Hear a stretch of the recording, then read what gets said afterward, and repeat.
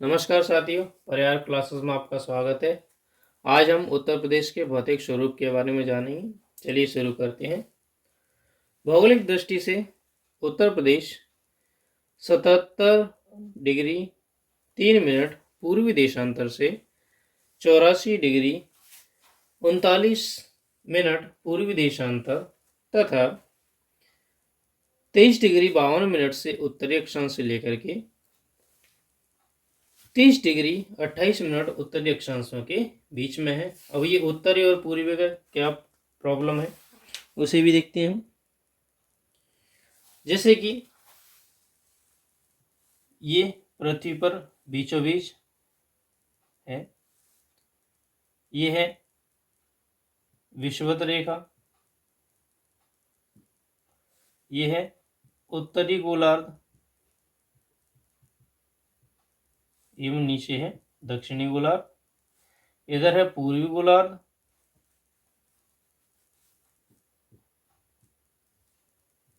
और इधर है पश्चिमी गोलार्ध।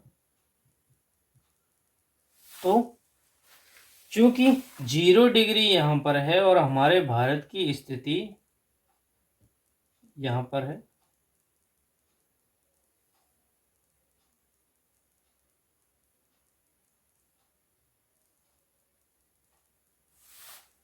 तो हमारा भारत देश इधर पूर्वी गोलार्ध में है। तो जो हमारे देशांतर हैं, देशांतर यानी कि खड़ी लाइनें, वे 0 डिग्री से पूर्व की ओर हैं।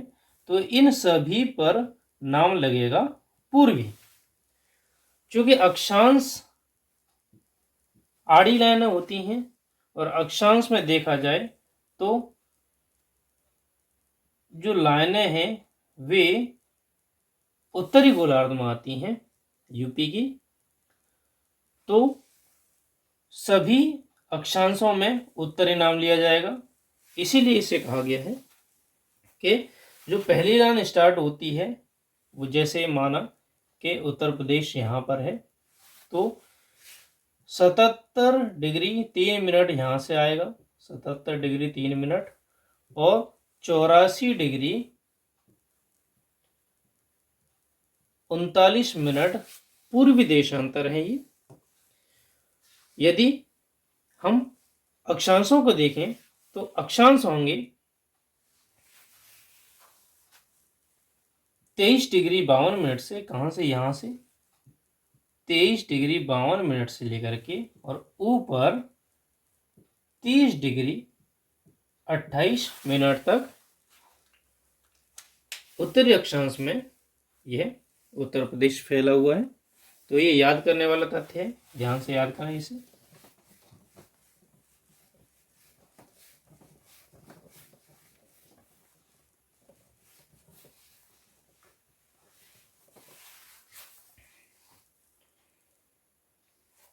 अब उत्तर प्रदेश पूर्व से लेकर पश्चिम तक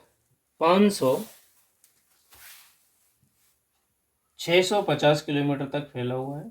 यहाँ ये इसकी लंबाई है 650 किलोमीटर, और ऊपर से नीचे यानी कि उत्तर से दक्षिण की ओर इसकी ऊंचाई है 240 किलोमीटर। तो ये याद रखने वाली है कि पूर्व से पश्चिम कितना विस्तार है, 650 किलोमीटर, और उत्तर से दक्षिण कितना विस्तार है, 240 किलोमीटर।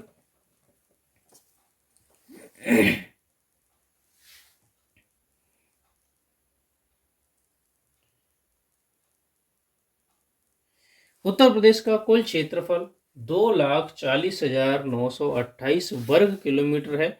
ये फिक्स पूछता है कि उत्तर प्रदेश का क्षेत्रफल कितना है, तो 2,40,928 वर्ग किलोमीटर। क्षेत्रफल की दृष्टि से उत्तर प्रदेश का नंबर चौथा है। पहले स्थान पर है राजस्थान, दूसरा है मध्य प्रदेश, तीसरा महाराष्ट्र और चौथा उत्तर प्रदेश। जनसंख्या की दृष्टि से उत्तर प्रदेश का देश में प्रथम स्थान है। विश्व के 5 देश ऐसे हैं जिनकी जनसंख्या उत्तर प्रदेश से अधिक है और किसी की ज्यादा नहीं है।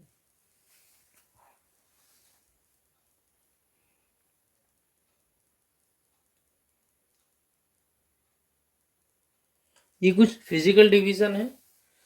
जो भूगर्भिक दृष्टि से देखें तो प्राचीनतम गोंडवाना लैंड है, उसी का भाग है यूपी।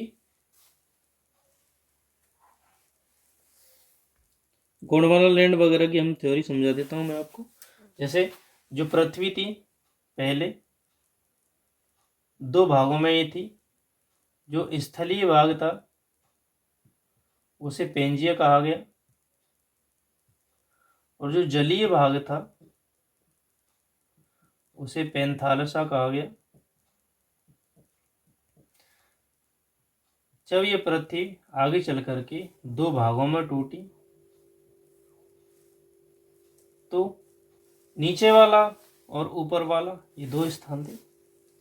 नीचे वाले भाग को कहा गया गोंडवाना लैंड,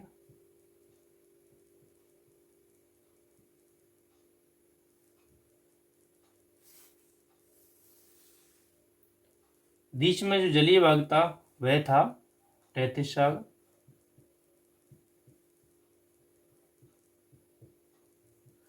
और यही भाग जब टूटकर तीन भागों में बटा तो एक था दक्षिणी अमेरिका, एक थी इंडो ऑस्ट्रेलिया, एक थी अफ्रीकी प्लेट और दूसरी थी इंडो ऑस्ट्रेलिया प्लेट, और इसी में से टूटकर अलग हुआ है भारत का निचला क्षेत्र एवं उत्तर प्रदेश का कुछ क्षेत्र। तो गोंडवाना लैंड का ही यह भाग है जो है उत्तर प्रदेश।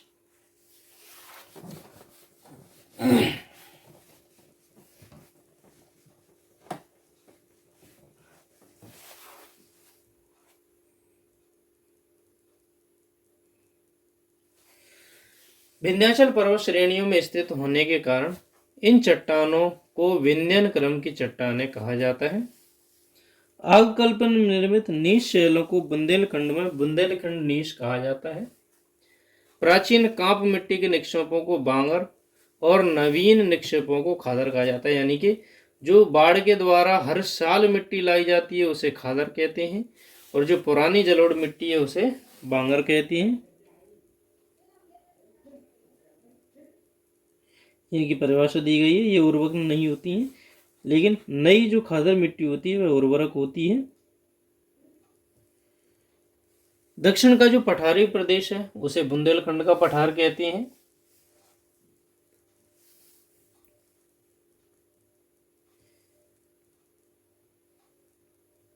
उत्तर प्रदेश में दक्षिणी का पठार कुल क्षेत्रफल लगभग 45,200 किलोमीटर में फैला हुआ है।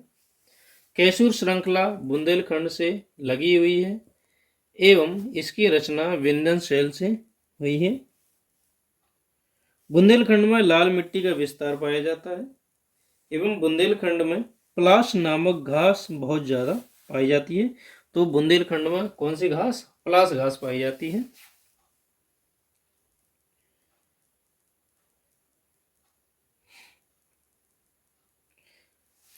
वर्षा की मध्यम मात्रा होने के कारण इस पठारी क्षेत्र में वृक्ष एवं वनस्पतियां छोटी छोटी होती हैं।